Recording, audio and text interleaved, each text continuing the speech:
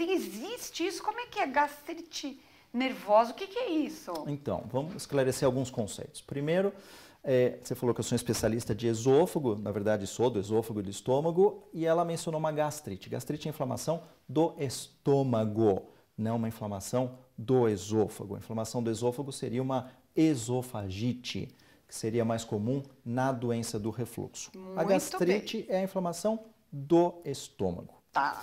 Segundo conceito, que a Esther falou muito bem, e isso é um conceito muito reinante, é dessa gastrite nervosa. O que é uma gastrite nervosa? Na verdade, a medicina não tem essa classificação. Eu não consigo dizer que uma gastrite é nervosa ou trato diferente se ela for. Não existe isso de gastrite nervosa em termos médicos. Porém, o estado emocional pode influenciar nisso? Certamente, né? As pessoas manifestam as emoções em lugares diferentes.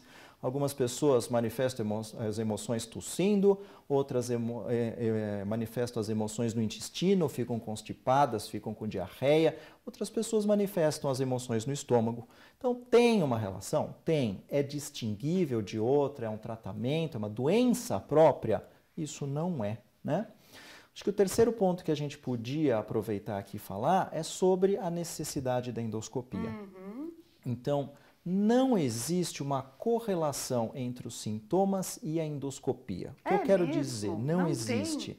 O paciente pode ter muitos sintomas, ser muito queixoso e ter uma endoscopia muito inocente. Ao passo que o oposto também existe. Às vezes, muito poucos sintomas e uma endoscopia com achados muito mais graves. Então, sempre a endoscopia é bastante desejável. Claro que existem suas exceções. Então, a Estherzinha é extremamente jovem, teve uma gastrite de muito pouco tempo de duração, com alguma causa um pouco mais estabelecida, que se resolveu muito rápido com um pequeno curso do remédio, a gente pode até evitar. Mas casos mais crônicos, mais arrastados, é muito importante para poder distinguir o que está acontecendo lá dentro, visto que os sintomas não nos ajudam muito. Verdade. E eu me lembro que eu não sei, agora você vai esclarecer, mas os cânceres de esôfago e de estômago, eles são muito rápidos, muito agressivos. É isso mesmo? Na verdade a gente precisa interpretar o que é rápido, né? Então, um conceito, a gente falando de um câncer como um modo geral, eu acho que isso é muito interessante para a sua plateia. Hoje a gente conhece um pouco melhor a história natural que acontece com o câncer. O câncer ele tem anos de evolução. Isso a gente tem mais do que certeza, né? Aí alguém vai argumentar, Estherzinha, eu sei que ela já ia, a próxima pergunta dela, falar assim, poxa, mas eu conheço uma pessoa que ela desenvolveu sintomas no dia seguinte, ela estava já com câncer avançado. Na verdade, os sintomas apareceram depois de muitos anos de evolução com aquilo silencioso. Então pode ser que ele se manifeste e logo em seguida já tenha um diagnóstico de ser um câncer avançado. Mas ele passou por esse período de longos anos de evolução. Então, os cânceres do esôfago e do estômago, pode ser que quando eles se manifestem, eles já estejam um pouco de forma mais avançada. Isso é muito mais característico do esôfago. O esôfago, ele produz poucos sintomas, quando eles aparecem, normalmente já é uma fase um pouco mais adiantada da doença. É isso. Nossa, e aquelas pessoas que sempre têm azia, é um caso preocupante? Como é que a gente deve conduzir esses sintomas? Sim, é uma pergunta bem recorrente do consultório. O azia já vai sugerir mais que a doença seja do esôfago, que seja o refluxo que esteja causando isso.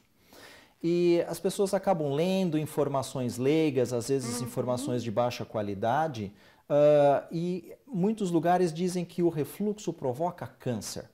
E aí o paciente vem no consultório desesperado, é uma pergunta bastante recorrente. Na verdade, existe um tipo de câncer do esôfago associado a um tipo de refluxo.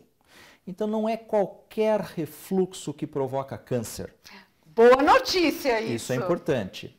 Para ter câncer, eu preciso ter bile no meu esôfago. É mesmo? É a bile que é a carcinogênica. Eu não sabia. Então, eu achava que era o ácido gástrico. Na verdade, não. Então, eu preciso ter dois refluxos.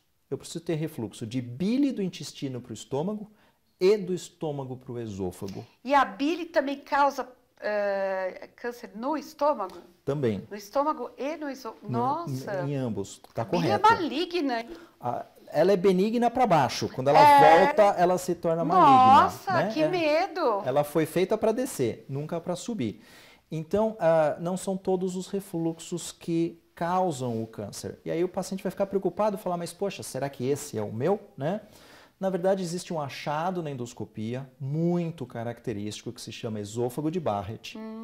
E o esôfago de Barrett mostra para a gente que está acontecendo um refluxo biliar. E a segunda pergunta que a Estherzinha vai fazer é, então eu tenho esôfago de Barrett, eu vou ter câncer? Não, eu tenho uma chance aumentada de ter câncer. Então essas pessoas precisam ser mais acompanhadas, mas não necessariamente, não obrigatoriamente, elas vão evoluir para o câncer. E existe uma genética também envolvida? Existe uma genética envolvida, certamente. Se a pessoa, o parente, a mãe, o pai teve câncer... Se foi o câncer oriundo do esôfago de Barrett, existe uma genética associada.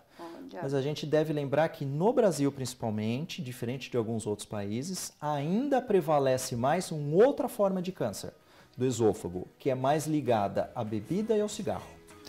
Então, essa não tem tanto um componente genético, essa é mais relacionada a esses hábitos.